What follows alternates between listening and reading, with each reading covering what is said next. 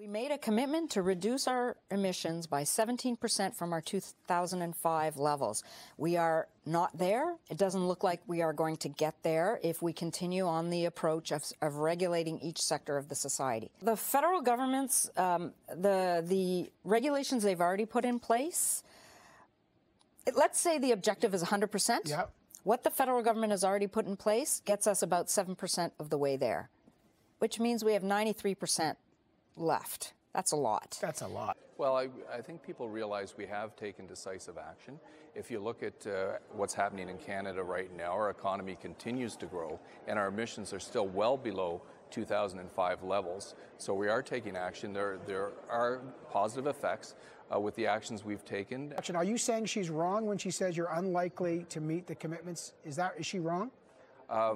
She has her opinion, and we certainly have our opinion, and we're going to continue working the way that we're working because we are seeing reductions in greenhouse gases, Evan, for the first time in Canadian history. It's in 8 years, I'll read it. Regulations in the oil and gas sector where emissions are the fastest growing are still not in place 8 years after the government first indicated it would regulate this area.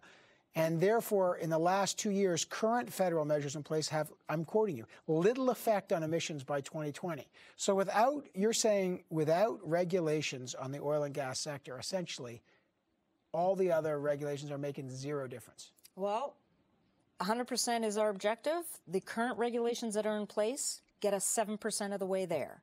With what the provinces are doing, we get to about 50%. We need regulations in the oil and gas sector and the other sectors in order to get us all the way to the objective.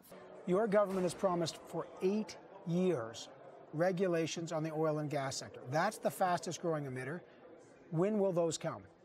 Like I said, we are continuing to work on them, Evan, but we're not going to be putting in regulations that are not aligned with the United States, our greatest trading partner. The energy sector, as well as the transportation sector, are very much aligned. There are other sectors that aren't so much aligned that we can work on. But this one is so important, we have to make sure that we get it right. Were the Copenhagen 2020 targets on carbon emissions then just a fiction?